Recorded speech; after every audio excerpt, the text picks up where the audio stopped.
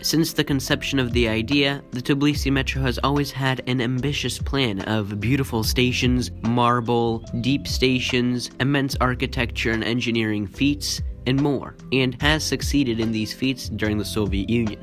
And one of these plans was the forgotten Vazisubani line.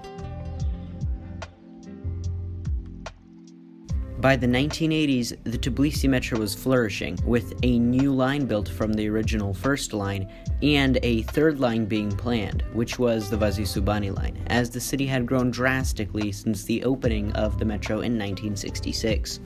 By the end of the 1980s, a design was completed, and it should have had at least 14 stations on this line, going all the way from Moscow Prospect to Didigomi. This line would also become the new artery, having 4 transfer stations, which would allow people to bypass the current First and Saburtalo line at the time, which would greatly alleviate the traffic. The 4 transfer stations not only would transfer to major lines, allowing more possibility of movement freedom around Tbilisi, but also stopping at multiple heavily used stations of the current network, which would also allow for further connectivity of the transport network and the city in general. These 4 transfer stations would be Varketili 2, which would be connecting the end of the first line, Rustaveli 2, Didube 2, and Polytechnic 2, which at the time was known as Polytechnical University, but now it is just called Technical University. This project, being a rather large one with 14 stations, could not all be completed in one go, so it was decided to be split into phases. The first phase was to have 5 stations, which were all to be finished before the year 2000. But before I tell you the 5 stations that were supposed to be built in this first phase, let me briefly touch on construction types of metro stations so that you will better understand the depth and architectural design of what these stations were to be. A pylon station is typically a deep metro station, with the interesting characteristic separating it from any other kind of construction discipline is that the central hall is divided from the tunnels. A large tunnel is dug between the 2 metro tunnels where the station is supposed to be, and then there are massive columns put between the 3 tunnels to connect the platforms and the station hall. This kind of station is chosen at deep depths due to its ability to withstand high geological pressure. A single vault station is a single wide underground hall, where there are no columns connecting the platform and the station hall. Thus, the name single vault, as there is only one vault in the station.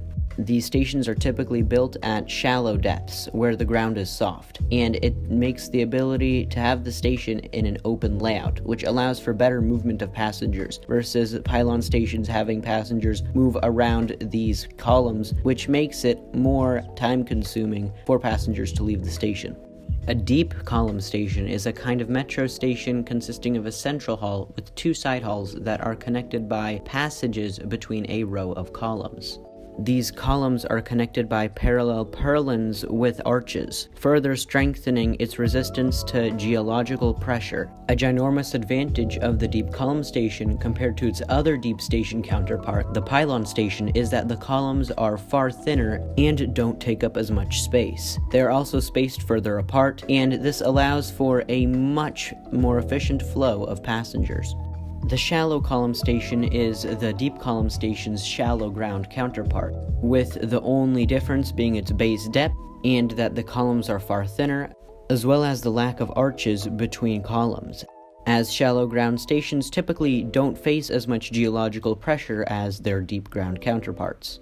Okay, metro station lesson over. Now you can kind of picture what the stations would look like. Now, on to talking about the 5 stations of this first phase. The first of these would be Vasisubani, which would be a rapidly developing district in the future and is a massive district now. This would be an underground, single-vaulted, deep station, which is not very common. The next station on this list is Zemoelia, which was originally planned to be named Metroshem Square. This station is in the Elia district, which in current day is a dense suburban district. No one knows for sure what kind of design the station would have had, but some architectural sketches from designers showed that it would be a shallow column station. The next station after that would be Kvemo Elia, which would have been just originally known as Elia, but they changed the name. It was going to be another underground deep single vaulted station. In case you're wondering why the geological station placements are so weird, it's because Tbilisi is a very geologically diverse city, with elevation drops and heights happening very frequently and at sharp inclines. The next station would be the current-day Saarbrücken Square, which at the time would have been named Marx Square. This station was planned to be a deep column station, and it would also be in an excellent location, in close proximity to the old Abanotubani region of Tbilisi, which is where the sulfur baths are, the botanical garden, Mtatsminda, and many other tourist hotspots. This place would be a haven nowadays for tourists, businesses, shops, residential buildings, and more. Current day, this would be probably the most optimal urban climate ever to build a station there. And then the terminus of this first phase would be Rustaveli 2, which would connect with Rustaveli station. This would be a deep column station, just as the Rustaveli first line counterpart. Nowadays, Rustaveli is an absolutely bustling district, with it being probably one of the most busy stations on the first line. It has the parliament nearby, all sorts of tourism areas, and large residential buildings.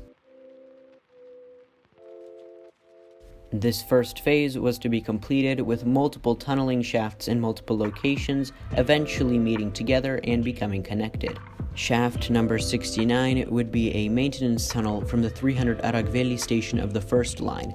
This would include a service tunnel going from the 300 Aragveli station on the first line, connecting with the Zemo Elia station on this concept third line, and then the tunnel would end at the third depot that was being built in the settlement of Africa, near the airport. This service tunnel had a very efficient design, as trains from the first and third line could both be at this depot, and you could have seamless transfers between third line and first line trains from this depot and from the first line to the third line. Shaft number 68 would be the terminus of Vazisubani station and the interlocking, so trains could change direction. This shaft and the planned geological location of Vazisubani station would make it the deepest in the Tbilisi metro, being 63 meters deep, which would surpass the deepest station of Rustaveli, which was 60 meters deep. Shaft number 67 would be a tunnel between Zemo Elia and Vasisubani stations. This would be the longest and deepest section, as well as the section with the most tunnels, to accommodate construction workers in these adverse, deep tunneling conditions. The metro tunnels were 68 meters deep, and an 80-meter long construction ventilation tunnel was built, as well as a 250-meter long first track crossing and a 50-meter second track crossing tunnel. Part of this tunnel is made out of solid cast iron, and the other part is made out of concrete segments. Shaft number 66 was just designated for the tunneling of the Zemo Elia station. Shaft number 65 was supposed to be a tunnel between Kvemo Elia and Zemo Elia stations. The preparation works were done on the former military base near the Peter and Paul Cemetery. Shaft number 64 was designated just for the station of Kvemo Elia. Shaft number 63 was designated to be a tunnel between Saarbrücken Square station and Kvemo Elia. Shaft number 62 is designated for the Saarbrücken Square station. This station was provided with 4 escalators, which is very interesting, as all the deep-level stations in the Tbilisi metro have only 3 escalators. We do not know, though, if it is a spare escalator, or if this would be the first station to use 4 escalators. Shaft number 61 would be the tunnel between Rustaveli 2 and Saarbrücken Square stations. The last shaft in this section would be shaft number 60, which would be the Rustaveli 2 stations and the interlocking. This would also use a Finnish Tamrock tunneling rig. The construction plan after that was to start the Digomi Didube branch, which is very interesting. If that is true, then that means that the third line would actually be split in half. But I don't think that's the case. I think that the rest of the line would just be completed. Or maybe it was true, It just depends, as documents are old and information is very scarce. At the end of this planned segment ending at Didigomi, you would also have a fourth depot built, and after the completion of this line, Didube would be the only station with an overground and underground station to transfer through, as one of the Didube stations is overground currently, and the other planned one was planned to be an underground station.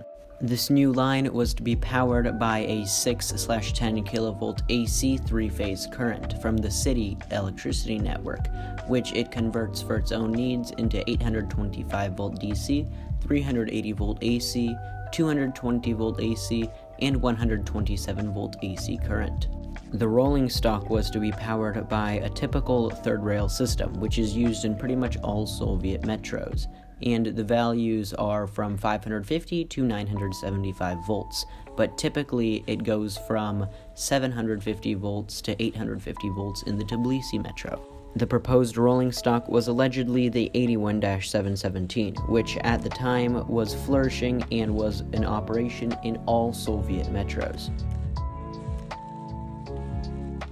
Not long after construction started, the Soviet Union had collapsed and construction had abruptly stopped. The country was in turmoil and there were many more priorities besides getting a metro tunnel finished. But where are the metro tunnels now and how are they doing? Thankfully, we know. Of course, information on every site isn't known, but I'll try to spout as much information as I know. At shaft number 69, everything was prepared and ready for drilling, but drilling and excavation never begun. The tools and mechanisms still lay out there, including a cart mechanism that was made to carry excess refuse out of the tunnels. The depot for the third and first lines were actually constructed, but it lays abandoned in the Africa district of the city till this day, now being used by internally displaced persons. At shaft number 68, the station and its tunnels were almost completed, being 10 meters before completion when the project was scrapped. The tunnels leading to the station are currently flooded, but the current station itself is actually on dry conservation, which means that water is being pumped out and the site of the station is being kept dry. At shaft number 66, preparatory works were completed, but excavation never started. At shaft number 65, which was the tunnel between the lower Elia and upper Elia stations, was nearly at base depth, as excavation started, but they did not reach the 20-meter depth underground that the tunnel was supposed to run at. The excavated shaft is currently flooded. Shaft number 64 was the lower Elia station. The construction of the construction ventilation was started, and the tunnel was preserved until the mid-2000s, and the water was all pumped out. But now all the metallic constructions, including water pumps and structural reinforcements, were dismantled. The tunnel is completely flooded and its length is about 200 meters. Shaft number 63 was the planned tunnel between the Saarbrücken Square and Lower Elia stations. The area was prepared to build a shaft and a mining complex, but the excavation works never started.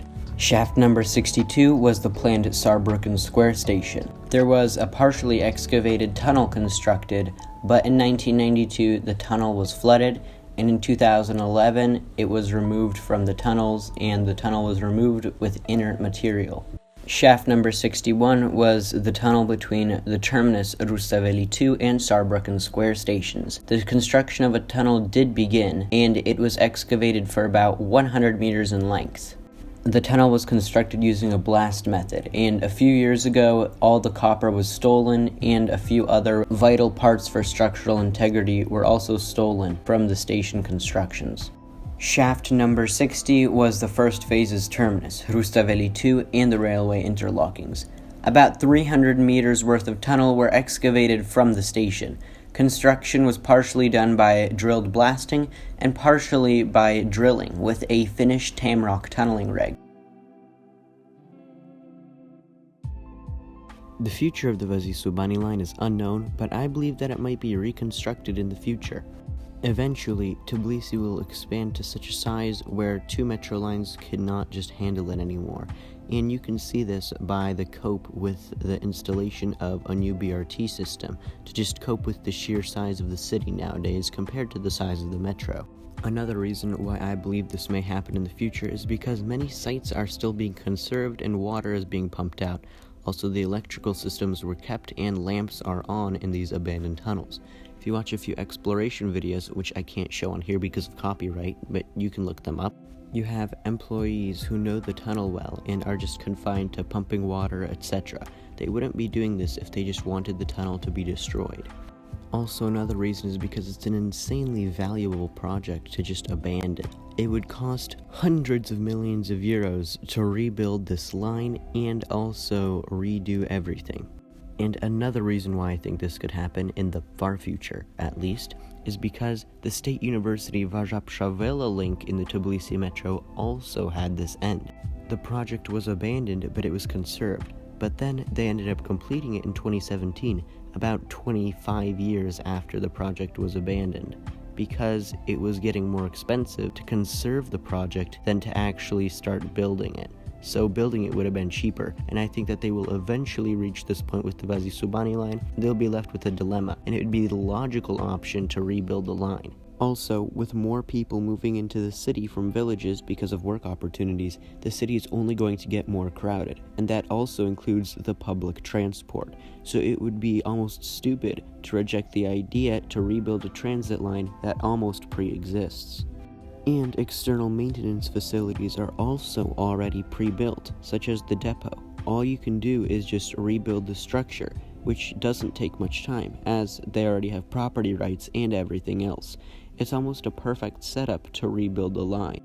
Thank you for watching this video, and I hope you enjoyed. Please leave any feedback, as I'm new to YouTube and I could use any tips to get better. Like and subscribe if you enjoyed the video, and follow my Instagram. It is linked on the pinned comment. As always, stay tuned for more. Thank you very much for watching.